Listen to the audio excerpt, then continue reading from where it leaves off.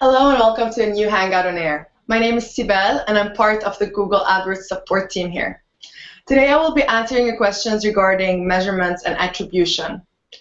In our last Hangout on Air, we discussed the importance of measurements and we discussed how we can track our traffic and understand where the users that are entering your website are coming from.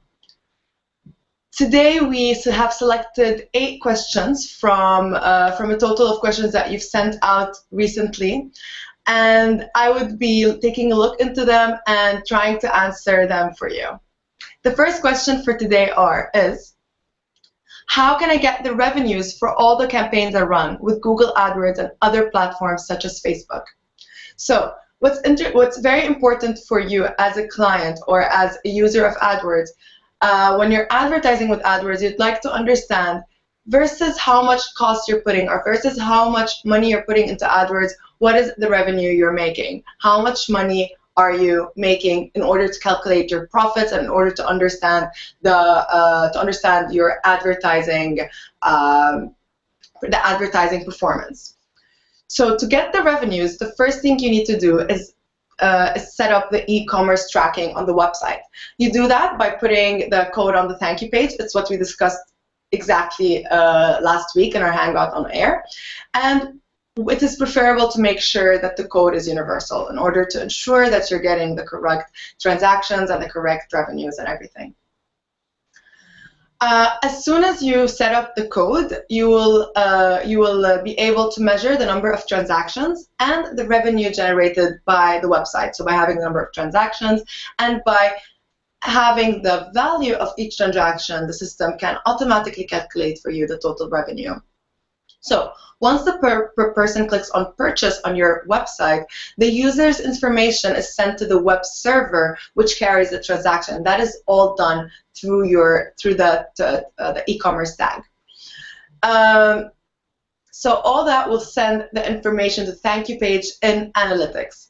And as you know, the e-commerce code or the e-commerce tag contains 2 information, which is the transaction, its entire transactions occurring on the site, and the item data, which is the individual products that were in the shopping cart. So based on those 2 informations, the system would calculate your revenue. To track the data from other platforms such as Facebook, you should implement the tracking parameters. This will allow you to do website tracking as well. So similarly to the e-commerce code, you have to use UTM tags, which we also discussed in last week's Hangout on Air, in order to understand the transactions happening via Facebook. To see the data, the revenue data, all you have to do is go to Google Analytics, select Conversions, e-commerce, and go into the overview page. Over there, you will have a better understanding of what are the products that were purchased, how many transactions, and what were their value. Hence, you can get the total revenue you've made due to your Google or due to your campaigns. Let's go to the next question. I put on e-commerce tag on the thank you page of my website. However, I'm changing this page now. What should I do? Does it get updated or do I have to change the code? Very interesting. So usually as an advertiser, usually as someone with a website, websites are constantly changing or they're always updated. There's something new in them. Pages are added, pages are removed. So the thank you page, so it's very normal to every now and then get to a point where you have to change your thank you page, maybe add something to it, maybe change the way it looks, or to completely remove it. Upon changing a thank you page, and you will need to track that thank you page also, the new one. So in order to track the new thank you page, you will have to set an e-commerce code again. So as we discussed in last week's Hangout, we said that e-commerce code is made up of different parts. First of all, you have the Google Analytics part, which is the standard analytics code that you have to put on all the website pages in order to track them on analytics. And then you have a transaction part, and then you have the product part. So, so now that you had the code on the other page, simply you can just copy it from the old thank you page and add it to the and paste it to the new thank you page without going into the hassle of adding every item again under the item code or item part of the e-commerce code. So it's just a matter of transferring it, copying from one page and pasting it in the new thank you page. Unfortunately, it does not update. But the code itself should not be changed. Just needs to be pasted. Third question for today. None of the transactions and conversions are being correctly attributed to my campaigns. What is happening? That is a very common question we receive about the reason around why is our transactions contributed wrongly. Sometimes it could show that it's coming from a referral page. However, it could be coming from ads, or it could show that it's coming from organic, but it might come from referrals. So, and that, if we go back to what we discussed last week, it shows that the UTM code, or there's a problem with the tracking template. So there are a couple of things to verify when the transactions are not being correctly attributed with e-commerce, because it happens, and you have to always keep an eye on that aspect.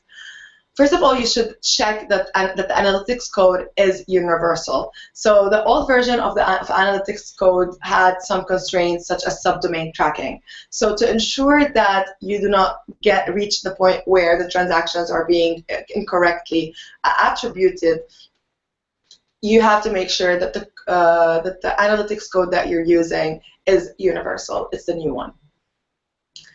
Now, it's very common to have an issue where you see that the data is coming from your site as a referral,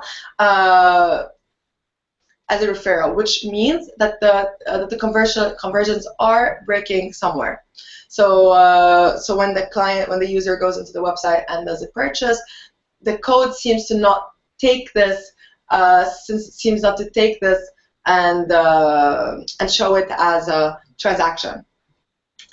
This happens often when you have subdomains, so the code doesn't track the transaction from the start, but re-attributes it to the subdomain. So first of all, because you have subdomains, it might be resulting in that. To solve that, you have to make sure, as we said before, that the analytic code is universal, and this will allow subdomain tracking. And it's also a good idea to add the subdomains in the referral exclusion list. So first reason that the code might be breaking down and it's not showing an accurate transaction is because you have subdomains, as I said. To remove that, ensure it's universal, because the universal allows subdomain in comparison to the older code that we used to have. And another thing that we would definitely recommend is to add the subdomain as part of the referral exclusion list. So in analytics, you have the opportunity, or you have the option to exclude certain referral links. Make sure that those referral links would be your subdomains to ensure that you don't get anything from there. Another reason that is also very common is when you are using a third-party payment platform like PayPal, or the whole cart for the checkout is a third-party tool. To solve that, all you have to do is set up cross-domain tracking, and this will help you see the sessions on 2 different sites as one. So just by setting up cross-domain tracking, you will ensure that you're seeing the transaction, you're having complete view on all the transactions. We will further discuss this, discuss the third-party tool while answering one of the coming questions. Because it is a very, very common issue that we receive. Going into our fourth question, does auto-tagging work on all ad formats in AdWords? Do I have to set manual tagging to any of my ads? Great. So, as well as mentioned in last week's Hangout on Air, we discussed that with AdWords, or within AdWords, you can have auto tagging, which is automatically the system sets for you the UTM tracking codes, rather than you going to every ad, going to every destination URL, and tagging your ads with UTM. So auto tagging is is set. So through auto tagging, you are automatically setting UTM tags. Now, there are some ad formats, such as the Lightbox ads, that we've been receiving some questions about. Lightbox ads, you cannot is not supported by auto tagging. So as I said, auto tagging is not currently supported for Lightbox ads, and it is recommended that it be turned off at the account level. So if you are having you're having campaigns with Lightbox ads, we'd recommend that you have auto tagging on off. You can add manual UTM parameters to destination URL, and because this will allow analytics to track the number of visits from users who click on the ad and are directed to the landing page. So not having auto tagging on Lightbox ads does not mean that it does not support UTM tagging. It is still very important to use UTM tagging even for Lightbox ads to understand the traffic and to be able to understand the results you've gotten from those specific ads. So for now, no auto tagging for Lightbox. However, text ads and image ads, we do have auto tagging does work on them, so it won't be an issue, and you will not need to manually set the tags for those ads. The fifth question: why isn't analytics tracking all my e-commerce transactions? There seems to be discrepancies between analytics and my actual conversions.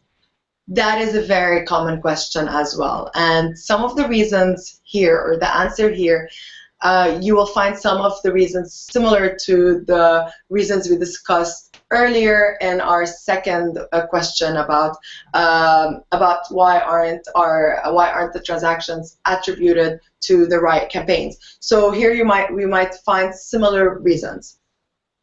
But we need to go more into details when it comes to why isn't analytics tracking all the e-commerce transactions.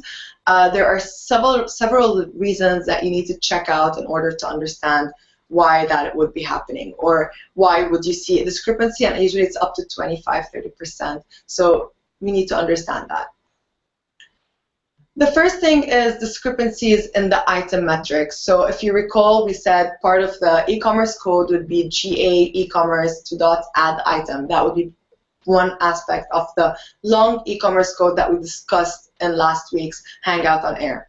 So you need to ensure that the loop is created in the code on your e-commerce tracking page. So just because it iterates for all items in the same transaction. So you need to make sure that the loop is being created when we're discussing or when we're looking into the item metric.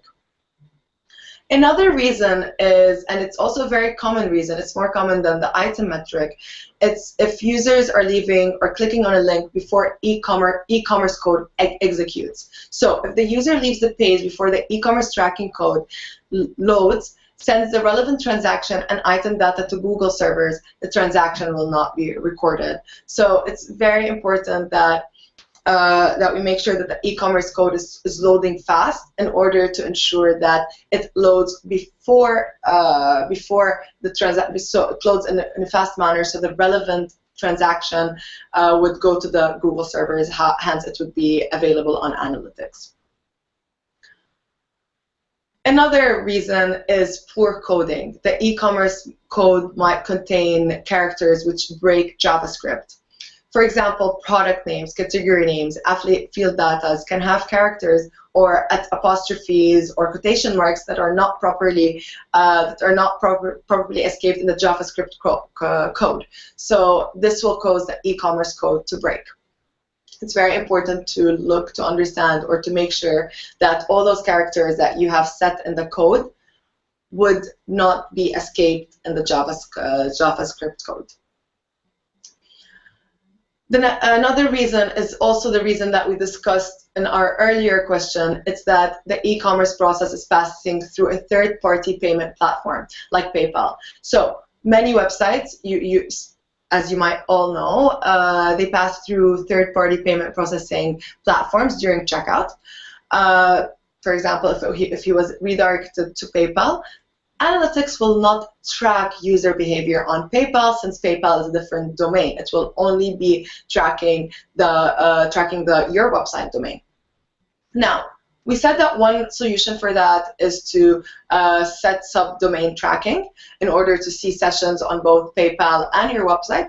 As well, we would recommend that you enable payment data transfer in your PayPal account. So most PayPal accounts, or in PayPal accounts, you have an option to enable what we call payment data transfer, or PDT. And it's just a secure method to retrieve the details about a PayPal transaction, so they can be sent back to the client site or sent back to your site for tracking and to be displayed to the customer.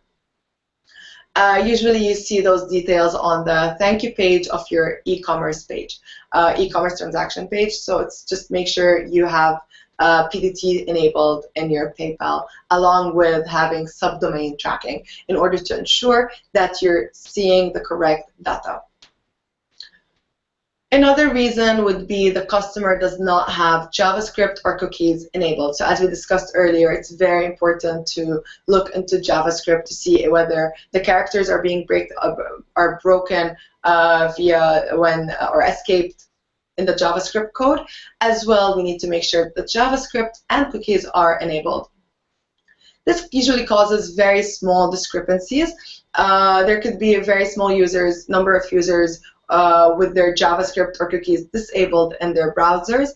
However, most often e-commerce packages require that you have JavaScript and cookies enabled. So you need to keep in mind that some transactions are lost due to that. Another reason would be, so as I mentioned, there's so many reasons for that, and I'm just briefly now stating the main reasons, or the most common ones that we receive. Another one would be missing arguments in the GA or in the e-commerce code. When we say missing arguments, for example, if we have something like GA e-commerce 2 points add item, and rather than adding an item, you kept it as an empty argument, you left it empty, it will provide you with wrong transaction details, because it would be like a missing code. So it's important that you add that you have a placeholder such as 1, 2, 3, 4, or just ID, just to place it and not leave the argument empty.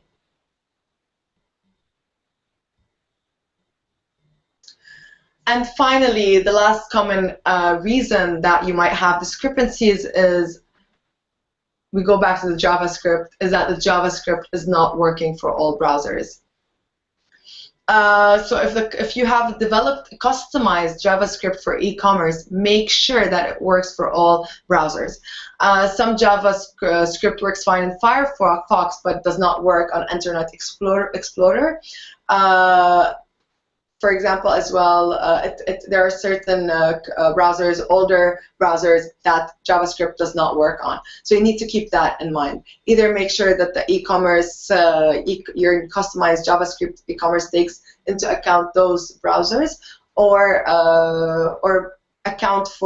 just account when you're trying to understand the discrepancies, account for the possibility that some browsers did not allow JavaScript. It could be either that there were connection problems, that the JavaScript did not work as well. It's other than the browser, so the browser is old, or there are connection problems.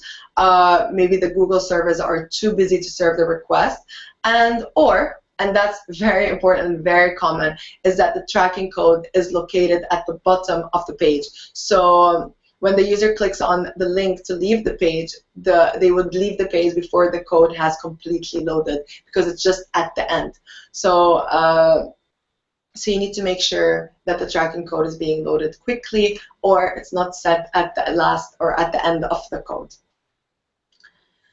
So question number 5 contains so many reasons, and it's very common that you get to that point. So we definitely recommend that when you face or when you notice such discrepancies, reach out to us. Give us a call, chat in, email us, and we would look into the exact reason for you. We'll help support, or we'll help understand the reason with you to make sure you solve it and avoid those discrepancies. Now we go to our sixth question for the day. How can I make sure my e-commerce track code is working?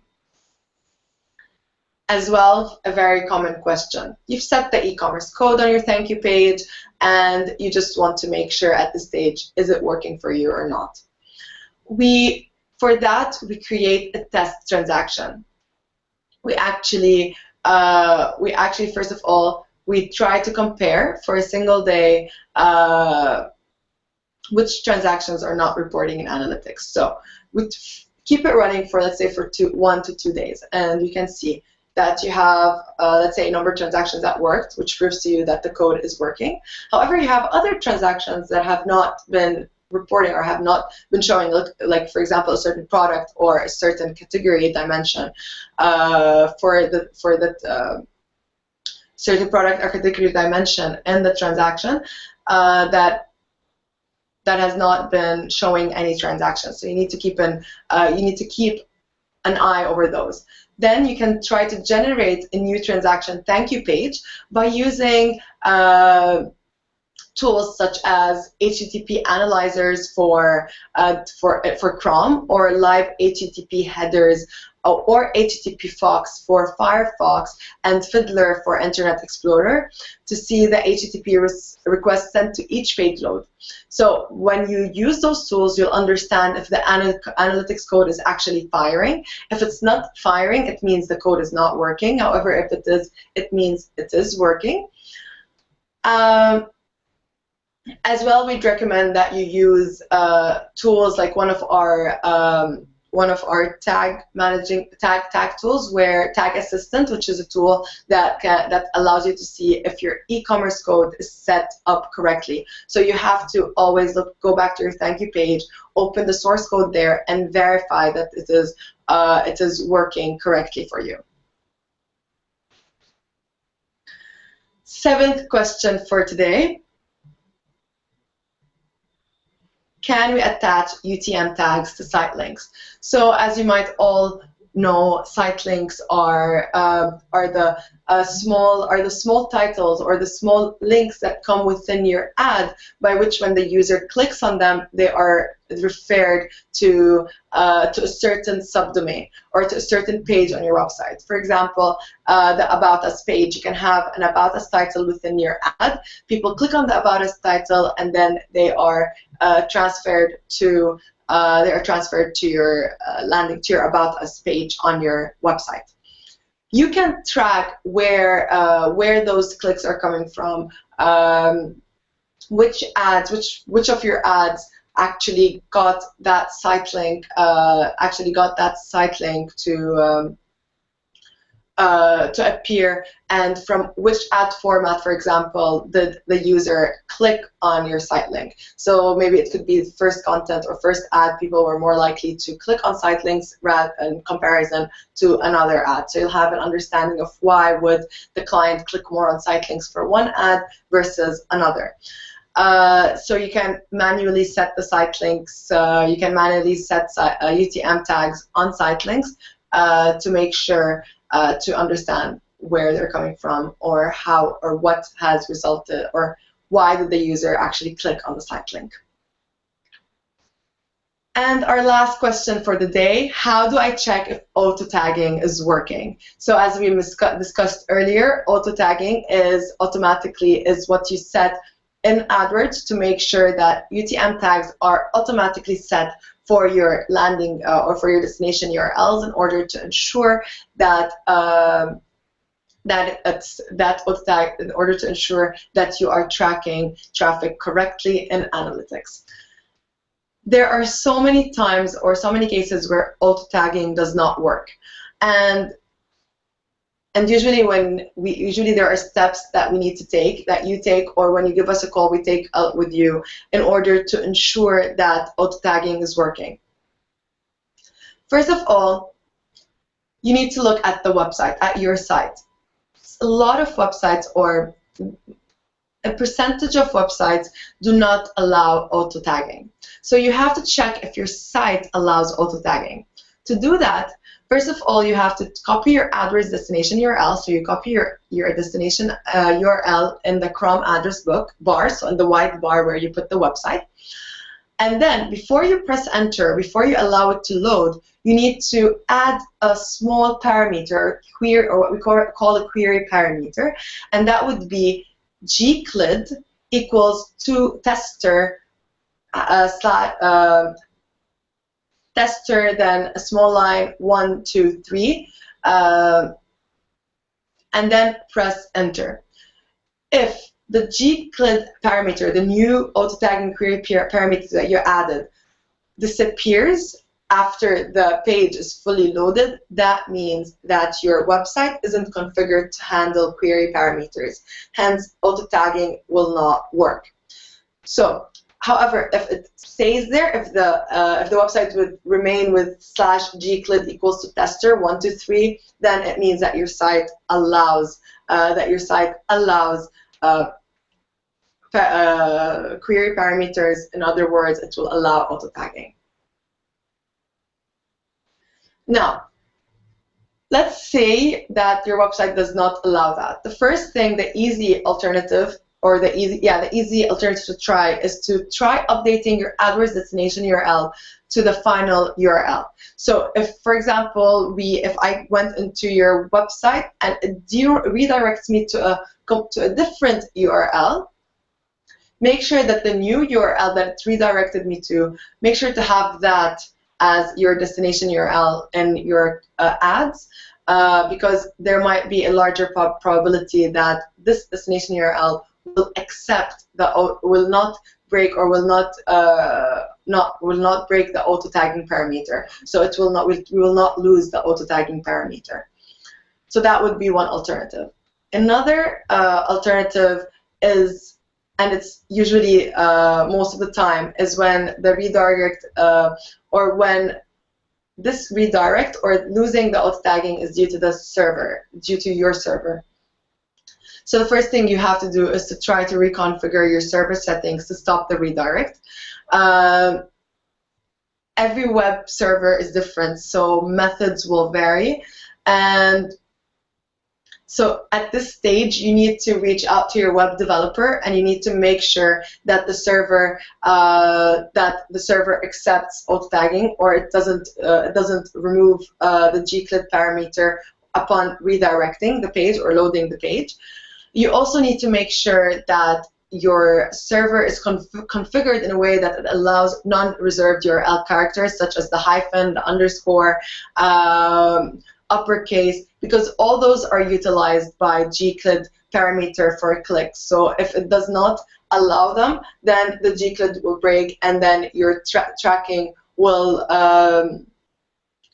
not be accurate, and again, auto tagging will not work for you. Final thing you need to let your web developer look into for you is the storage and how much size of a gclid the server can handle. Usually gclids can be really big. It can be larger than 100 characters. So you need to make sure that your server and the redirecting system in your server allows you to handle such large parameters. Hence, you'd ensure that that gclid works for you. You're not losing the gclid, and by turn, auto tagging is working for you. So that was the last question for today, and that was the last note that I wanted to end our Q&A with today. Thank you so much for watching. As I've mentioned earlier, please do not hesitate to reach out to us. You can give us a call, you can email us, you can chat in. If you have any questions on anything we just discussed, or even anything new, or need support with anything related to your tracking, analytics, or AdWords, just reach out to us. As well, you can send your questions or post your questions using #AskArabia on our Google Partners Arabia page, and we'll look into them and and answer them in our coming Hangout on Air.